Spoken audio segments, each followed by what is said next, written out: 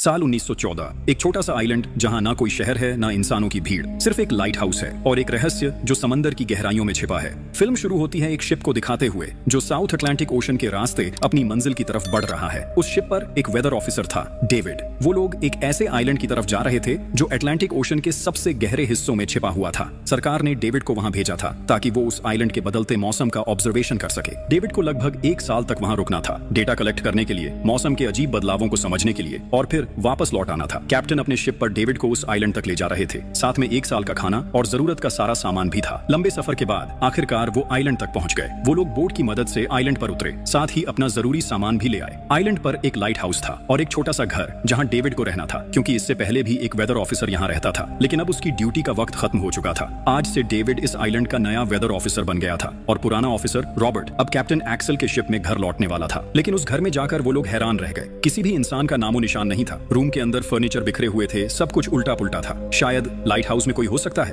Captain और David बिना वक्त गंवाए लाइट हाउस की तरफ बढ़ते हैं और वहां एक अजीब नजारा देखते हैं। पूरा लाइट हाउस तेज और नुकीले लकड़ों से घिरा हुआ था, जैसे किसी ने जानबूझकर उसे बंद कर दिया हो ताकि कोई भी अंदर ना जा सके। कैप्टन और डेविड ने लाइट हाउस का गेट कई बार नॉक किया, लेकिन कोई रिस्पॉन्स नहीं मिला। आखिर में उन्होंने गेट को जोर से धक्का दिया और अंदर घुस गए। लाइट हाउस के बिल्कुल ऊपर उन्हें एक आदमी मिला जिसका नाम ग्रूनर था। वो लेटा हुआ था। जब उन्होंने ग्रूनर से पुराने वेदर ऑफिसर के बारे में पूछा तो उसने काफी बेपरवाही से जवाब दिया, वो मर गया है, कोई भयानक बीमारी थी उसे। कैप्टन ने जब उससे डेड बॉडी के बारे में पूछा तो उसका जवाब और भी ज्यादा अजीब था, शायद किसी ने मार दिया होगा। ग्रूनर की बातें सुनकर डेविड और कैप्टन दोनों चौंक गए। उन्हें लगा शायद ग्रूनर की मेंटल कंडीशन ठीक नहीं है, लेकिन जब तक पुराने ऑफिसर का पता नहीं मिलता वो लोग कुछ कर भी नहीं सकते। कैप्टन ने डेविड से कहा, अगर तुम अब भी चाहो तो हमारे साथ वापस चल सकते हो। लेकिन डेविड जानता था अगर वो सरकार को इस आइलैंड का एक्यूरेट वेदर रिपोर्ट दे पाया तो उसे काफी पैसे मिल सकते हैं और पैसे की उसे वैसे भी जरूरत थी। इसीलिए उसने तय किया कि वो यहीं रुकेगा। कैप्टन ने उसे एक गन दी प्रोटेक्शन के लिए। शायद ये जगह उतनी सेफ नहीं है जितनी दिखती है। कैप्टन के जाने के बाद डेविड ने घर को थोड़ा सेटल किया, रहने लायक बनाया। रूम के एक ड्रॉअर में उसे एक डायरी मिली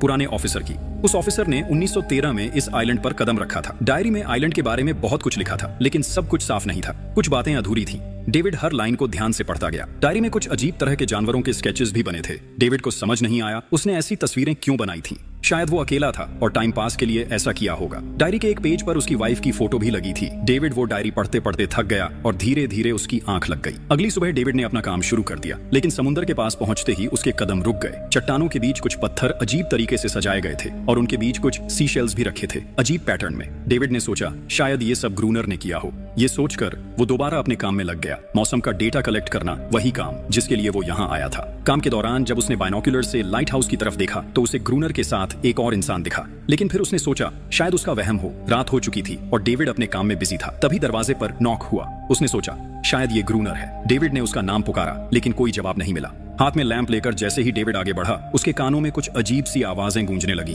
और फिर उसने देखा गेट के नीचे से किसी अजीबोगरीब प्राणी का हाथ अंदर आने की कोशिश कर रहा था। वो हाथ इंसानी नहीं था। डेविड का दिल दहशत से भर गया। वो तुरंत बेसमेंट की तरफ भागा और वहां जाकर छुप गया। कुछ ही देर में वो रहस्यमयी क्रीचर घर के अंदर घुस चुकी थी। वो छुप छुप के डेविड को ढूंढ रही थी। बेसमेंट की एक छोटी सी क्रैक से उस क्रीचर की भयानक आंखें डेविड को घूरने लगी। डेविड ने एक छुरी उठाई और जैसे ही वो आंखें उस क्रैक के सामने आईं, उसने पूरी ताकत से छुरी घुसा दी। वो क्रीचर चीख के भाग गई, लेकिन वो कभी भी वापस आ सकती थी। डेविड ने बेसमेंट का गेट मजबूती से बंद किया, रस्सी से कस के बांधा और पूरी रात वहीं जागकर बिताई, दहशत के साए में। अगली सुबह जब डेविड घर से बाहर गया तो उसने रेत पर कुछ निशान देखे, पैरों के निशान, पर इंसान जैसे नहीं थे। बिल्कुल साफ था ये किसी इंसान का काम नहीं था। वो निशान सीधे समुद्र की तरफ जाकर खत्म हो गए थे। अब डेविड को सब समझ आ गया था क्यों ग्रूनर ने लाइट हाउस के चारों ओर नुकीले लकड़े लगाए थे, शायद उसी अजीब क्रीचर के लिए। और अब डेविड जान गया ये घर उसके लिए बिल्कुल भी सेफ नहीं है। शायद वो क्रीचर आज रात फिर से लौट कर आएगा। डर के मारे डेविड लाइट हाउस की तरफ दौड़ता है। ग्रूनर को चिल्लाकर कहता है, गेट खोलो, मुझे अंदर आना है। लेकिन ग्रूनर उसे अंदर नहीं आने देता और कहता है, तुझे तो उस शिप के साथ लौट जाना चाहिए था। डेविड निराश होकर वापस लौटता है, लेकिन अब उसे अपना घर सुरक्षित बनाना होगा। उसने घर की हर एक विंडो को लकड़ी से बंद कर दिया, हर तरफ नुकीले लकड़ों से घेरा बनाया और गेट के बाहर पुराने कागज और किताबें रखी। फिर उन पे तेल छिड़क दिया ताकि अगर वो क्रीचर वापस आए तो उसे आग से डरा के भगाया जा सके। लेकिन एक बात थी जो डेविड अब तक नहीं जानता था और ये बात उसे आज रात पता चलने वाली थी। किस्मत से उसे घर के अंदर एक पुराना बॉक्स मिला। उस बॉक्स में एक गन थी और बहुत सारी बुलेट्स। ये देखकर उसे थोड़ी हिम्मत मिली, लेकिन डर अब भी जिंदा था। जैसे जैसे सूरज ढलने लगा, रात का अंधेरा हर तरफ छा गया। डेविड गन हाथ में लिए घर के एक कोने में चुपचाप बैठा था। उसकी सांसें तेज थीं। तभी एक अजीब आवाज सुनाई दी और जब डेविड ने खिड़की की तरफ कदम बढ़ाया तो जैसे उसके पैरों के नीचे से जमीन ही खिसक गई। सिर्फ एक नहीं, पानी में से कई सारी वही अजीबोगरीब क्रीचर्स उठती हुई नजर आईं और सब उसके घर की तरफ बढ़ रही थीं। कुछ ही देर में वो गेट को तोड़ने की कोशिश करने लगे। डेविड ने तुरंत गोलियां चलानी शुरू की। कुछ क्रीचर्स गिर गए, लेकिन बाकी और भी ज्यादा हिंसक हो गए। वो अब घर के अंदर घुसने की कोशिश कर रहे थे। जैसे जैसे उनकी तादाद बढ़ने लगी, डेविड ने बिना वक्त गंवाए गेट के बाहर रखे कागजों और पुरानी किताबों को आग लगा दी। आग देखकर वो क्रीचर्स डर के मारे वापस समुद्र में लौट गए, लेकिन अब वही आग डेविड के घर तक पहुंच चुकी थी। घर में आग लग चुकी थी और क्योंकि पूरा घर लकड़ी का बना था, आग बिजली की तरह फैल गई। डेविड ने तुरंत एक चादर में लपेटकर खुद को बचाया, गेट तोड़कर बाहर निकला और लाइट हाउस के पास एक बड़े पत्थर के पीछे छुप गया। उसका दायां हाथ बुरी तरह जल चुका था। किस्मत से उसी वक्त बारिश शुरू हो गई। आग धीरे धीरे बुझने लगी, लेकिन पूरी रात की बारिश के बाद भी सुबह तक डेविड अपना घर नहीं बचा पाया। पूरा घर जलकर लगभग राख हो चुका था। अब अगर डेविड को जिंदा रहना है तो उसे लाइट हाउस में पनाह लेनी होगी। उसने अपनी राइफल उठाई और लाइट हाउस के पास के पत्थरों के बीच छुप गया। जब ग्रूनर पानी भरने के लिए लाइट हाउस से बाहर निकला तो डेविड उसके पीछे पीछे चल दिया। इरादा था उसे गन पॉइंट पर ले जाकर लाइट हाउस के अंदर घुसने का, लेकिन अचानक जब ग्रूनर ने उस पर गन तानी, तभी एक अजीब सा क्रीचर जो ग्रूनर के पास ही था उस पर हमला कर दिया। वो क्रीचर ग्रूनर का रक्षक था। ग्रूनर ने तुरंत डेविड को रोका और कहा, ये मेरा पालतू है। डेविड ने गोली नहीं चलाई, लेकिन एक शर्त रखी, अगर जिंदा रहना है तो लाइट हाउस में रहने दिया जाए। उसके पास 1 साल के लिए काफी गन पाउडर था और इतना खाना भी था कि दोनों बच सके। ग्रूनर कुछ देर चुप रहा, फिर धीरे से हाँ कर दी। शाम होने से पहले दोनों बचा हुआ खाना लेकर लाइट हाउस लौट आए। अगली सुबह वो क्रीचर चुपचाप डेविड का हाथ चाट रहा था, जबकि डेविड गहरी नींद में था और कुछ ही देर में उसका हाथ काफी हद तक ठीक हो गया। ये सब डेविड के लिए एक शौक था, लेकिन जो आंखों के सामने हो रहा था उस पर यकीन करना मुश्किल था। लाइट हाउस के टॉप पर डेविड ने देखा ग्रूनर उन बुलेट्स को काउंट कर रहा था जो उन्हें गन से मिली थी, और वो क्रीचर अपने तरीके से ग्रूनर की मदद भी कर रहा था। इसका मतलब ये था कि ये जानवर वायलेंट नहीं है। डेविड अब ग्रूनर से उसके बारे में और जानना चाहता था और फिर ये सब दुनिया के सामने लाना चाहता था, क्योंकि ये किसी मिरेकल से कम नहीं था। एक अजीब सी फीमेल क्रीचर समंदर के गहरे अंधेरों से उनके सामने थी। अगर इस क्रीचर का सच दुनिया के सामने आता तो डेविड और ग्रूनर दोनों दुनिया भर में मशहूर हो जाते, लेकिन ग्रूनर को ये सब नहीं चाहिए। वो इस आइलैंड से कहीं नहीं जाना चाहता। ग्रूनर के पास कोई अपना नहीं था। उसके हिसाब से सोसाइटी में कोई भी अकेला नहीं रह सकता। हर किसी को किसी न किसी का गुलाम या नौकर बन के रहना पड़ता है। इसीलिए उसके लिए ये आइलैंड परफेक्ट था। ये जगह जहां वो अपने आप को एक किंग समझता था, अपनी मर्जी का मालिक। इसी वजह से उसने आइलैंड के कई हिस्सों में लिख दिया था, ग्रूनर इज किंग। लेकिन वो अजीब सी फीमेल क्रीचर उसकी पालतू कैसे बन गई?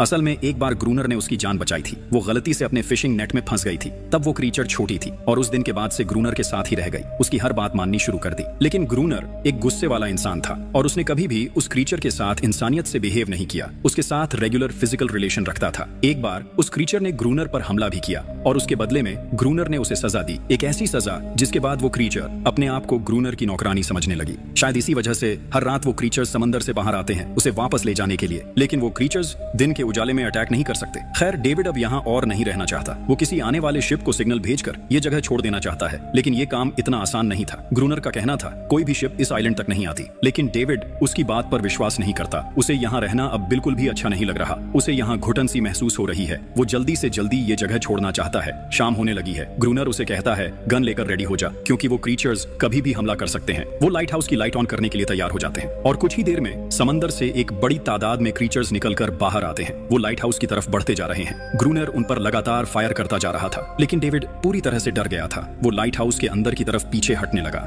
ग्रूनर के बार बार कहने के बाद भी वो बस एक कोने में चुपचाप बैठा रहा और कुछ ही देर में डेविड बेहोश हो गया। ग्रूनर अकेला उन क्रीचर्स से लड़ता रहा। अगली सुबह ग्रूनर ने गुस्से में उसे उठाया और कहा, अगर तुझे लाइट हाउस में रहना है तो मेरी हर बात माननी पड़ेगी। रोजाना पानी भर के लाना, लाइट हाउस के छोटे बड़े काम करना और रात को उसके साथ गार्ड ड्यूटी भी देना। चाहे डेविड चाहे या ना चाहे, ये सब करना उसके लिए मजबूरी बन गई थी। जिंदा रहने के लिए उसे लाइट हाउस में रहना ही पड़ेगा। डेविड अब ग्रूनर के सारे काम करने को तैयार था, लेकिन एक चीज थी जो उसे कभी पसंद नहीं आई, रोज रोज उस फीमेल क्रीचर को अलग अलग तरीकों से फिजिकली टॉर्चर करना। लेकिन जो इंसान सालों से इस सुनसान आइलैंड पे अकेला रह रहा हो, उसका मेंटल स्टेट थोड़ा बिगड़ना बनता है। डेविड भी कुछ ऐसा ही सोचता है। शायद ग्रूनर का दिमाग अब ठीक नहीं है, लेकिन फिर भी उसकी बात माननी पड़ती है। रात होती है। दोनों फिर से गार्ड ड्यूटी के लिए तैयार हो जाते हैं और एक बार फिर वो क्रीचर्स समंदर से निकलकर बाहर आते हैं। लेकिन आज डेविड को डर नहीं लग रहा। उसने फायर किया, पर आज ग्रूनर कुछ भी नहीं करता। वो डेविड को बाहर छोड़कर लाइट हाउस का गेट बंद कर देता है और खुद चुपचाप अंदर बैठ जाता है, ताकि डेविड खुद सीख सके कि इन क्रीचर्स से कैसे लड़ा जाता है, वरना वो लड़ते लड़ते मर जाएगा। डेविड चीख कर मदद मांगता है, लेकिन ग्रूनर उसकी मदद नहीं करता।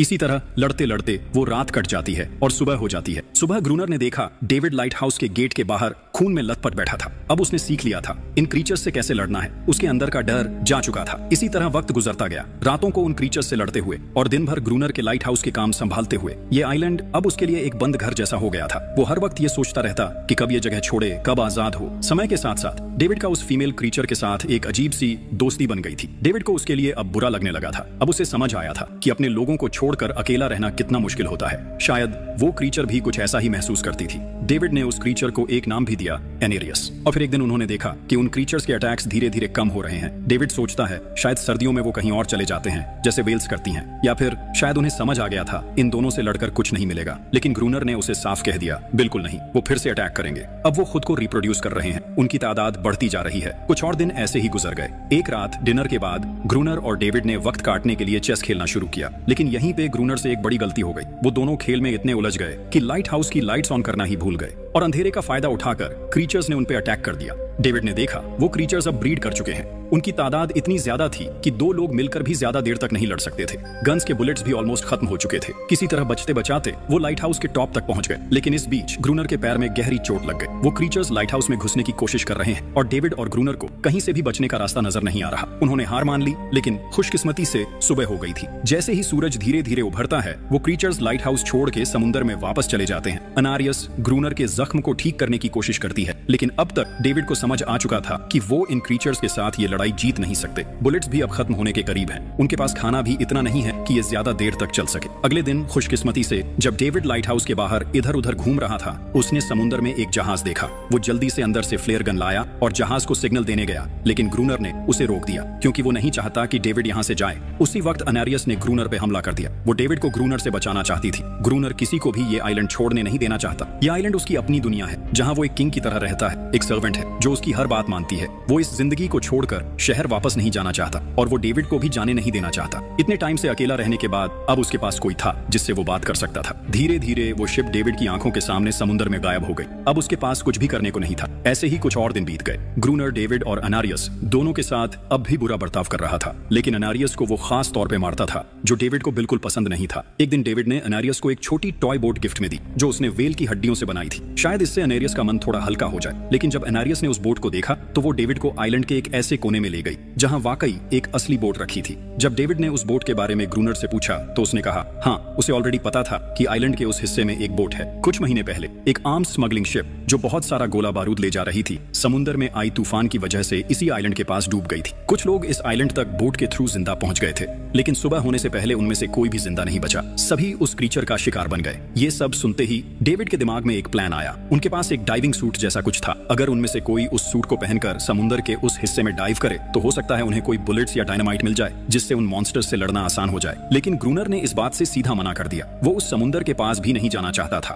पर डेविड अपनी जान के खतरे पर भी ये काम करने को तैयार था। कुछ और दिन इसी तरह गुजर गए। डेविड और अनारियस के बीच एक गहरा कनेक्शन बनने लगा। डेविड उसे पसंद करने लगा था। ये सब ग्रूनर ने चुपके से देख लिया और उसी वक्त पहली बार उसके मन में ये ख्याल आया शायद उसे डेविड की मदद करनी चाहिए। लेकिन ग्रूनर का असली इरादा कुछ और ही था। वो चाहता था कि डेविड उसकी मदद से समुद्र के नीचे रखे डायनामाइट के बॉक्सेस वापस सरफेस तक ले आए और उसके बाद उसे वही समुद्र में अकेला छोड़ दे ताकि वो क्रीचर्स उसे मार दें। इस तरह डायनामाइट भी उसके पास आ जाएगा और अनेरियस फिर से उसकी गुलाम बनकर रह जाएगी। दोनों उस जगह पहुंच गए। डेविड ने डाइविंग सूट पहना और समुद्र के नीचे उतर गया। शिप पूरी तरह तबाह हो चुकी थी, लेकिन किस्मत अच्छी थी, उन्हें कुछ डायनामाइट के बॉक्सेस मिल गए। तभी अचानक सामने आ गए वो क्रीचर। डेविड घबरा गया और गिर पड़ा। आयरन डाइविंग सूट इतना भारी था कि वो हिल भी नहीं पा रहा था। वो ग्रूनर को ऊपर सिग्नल भी नहीं भेज पाया। ग्रूनर को लगा कि शायद वो क्रीचर्स डेविड को मार चुके हैं, लेकिन असल में वहां सिर्फ दो छोटे बच्चे थे। डेविड ने पानी के नीचे प्रेशर बनाया और अपना डाइविंग सूट वहीं छोड़ दिया। वो सरफेस तक खुद तैर कर आ गया। उन्हें वहां कुछ पुरानी बॉक्सेस मिले जिनमें डायनामाइट थे। उन्होंने लाइट हाउस के आसपास 2 लेयर्स में डायनामाइट बिछा दिया ताकि जब अगला हमला हो तो वो मॉन्स्टर्स को एक ही बार में खत्म कर सके। कुछ महीने बीत गए और बर्फ गिरने लगी, लेकिन एक बार फिर वो क्रीचर्स गायब हो गए। अटैक बंद हो चुके थे। अब उनका मेन काम था लाइट हाउस चलाना और हमेशा की तरह पहरा देना। ग्रूनर का सब्र अब टूट चुका था। शायद अनेरियस ने उन मॉन्स्टर्स को डायनामाइट वाले प्लान के बारे में बता दिया था, इसीलिए अब वो अटैक नहीं कर रहे थे। ग्रूनर गुस्से से पागल हो गया और एनेरियस को पीटना शुरू कर दिया, लेकिन डेविड ने उसे रोक लिया। आखिर में दोनों ने मिलकर एक नया प्लान बनाया, लाइट हाउस का मेन गेट खुला छोड़ने का, ताकि जैसे ही वो क्रीचर्स पास आए डायनामाइट से उड़ा दिए जाएं। कुछ ही देर में वो क्रीचर्स समुद्र से बाहर निकलने लगे। वो सीधे मेन गेट की तरफ बढ़े और अंदर घुसते ही डेविड पर हमला कर दिया। डेविड भी हिम्मत दिखाता है और उन मॉन्स्टर्स से टकराता है। जैसे ही वो क्रीचर्स लाइट हाउस के पास पहुंचते हैं, ग्रूनर डायनामाइट का लीवर दबा देता है, लेकिन ब्लास्ट ब्लास्ट नहीं होता, डेविड ने उसका कनेक्शन खोल दिया था। वो उससे दोबारा जोड़ना भूल गया था। डेविड तुरंत ऊपर भागता है और डायनामाइट का वायर जोड़ना शुरू करता है। तब तक वो क्रीचर्स लाइट हाउस पर चढ़ने की कोशिश कर रहे होते हैं, जिन्हें सिर्फ ग्रूनर रोकने की कोशिश कर रहा होता है, अकेला। जैसे ही कनेक्शन पूरा होता है, डेविड पहला लेयर उड़ा देता है। कई क्रीचर्स ब्लास्ट में खत्म हो जाते हैं, लेकिन अभी भी काफी मॉन्स्टर्स लाइट हाउस पर हमला करने के लिए रेडी होते हैं। इस वजह से ग्रूनर दूसरा लेयर भी ब्लास्ट कर देता है। दोनों इस भयानक धमाके में बेहोश हो जाते हैं। अगली सुबह जब दोनों होश में आए, एनरियस वहां नहीं थी। मरे हुए क्रीचर्स चारों तरफ बिखरे पड़े थे। ग्रूनर उन सबको मार रहा था जो जिंदा थे लेकिन जख्मी। तभी डेविड की नजर उनमें से एक के गले में लटके एक नेकलेस पर पड़ती है और उस मोमेंट पर डेविड को अपनी सबसे बड़ी गलती का एहसास होता है। जिन क्रीचर्स को वो अब तक वायलेंट समझते आए थे, वो भी इंसानों की तरह सिविलाइज थे, सिर्फ बोल नहीं सकते थे। शायद उनका लाइट हाउस पर हमला करना किसी वजह से था, लेकिन ग्रूनर के लिए ये सब बेकार बातें थीं। उसके लिए वो इस आइलैंड का किंग था और हर किसी को उसका हुक्म मानना पड़ता था। उस दिन के बाद वो क्रीचर्स फिर कभी वैसे अटैक नहीं कर पाए, लेकिन हर दिन समुंदर के किनारे से एक रोती हुई आवाज आती थी। डेविड को अब तक नहीं पता था कि उन्होंने कितना बड़ा नुकसान कर दिया था, कितनी फैमिलीज टूट गईं, कितने बच्चों ने अपने लोग खो दिए, सिर्फ एक गलतफहमी की वजह से। अगले दिन डेविड ने समुंदर में उन क्रीचर्स के कुछ छोटे छोटे बच्चों को देखा, वो सब जिन्होंने अपने परिवार खो दिए थे। डेविड ने पत्थरों का एक गोल सर्कल बनाया और उसके बीच में वो छोटी टॉय बोट रख दी ताकि एनारियस वापस लौट आए, लेकिन कितना भी इंतजार किया, एनारियस कभी वापस नहीं आई। एक सुबह डेविड ने देखा ग्रूनर बेहोश पड़ा था। उसके आसपास कुछ पुरानी चीजें रखी थीं, उनमें एक पुरानी तस्वीर भी थी, और जैसे ही डेविड ने उस तस्वीर को देखा, वो हैरान रह गया। वो लड़की जिसका फोटो उसने पहले दिन ग्रूनर की डायरी में देखा था, वो कोई और नहीं, उसकी पत्नी थी।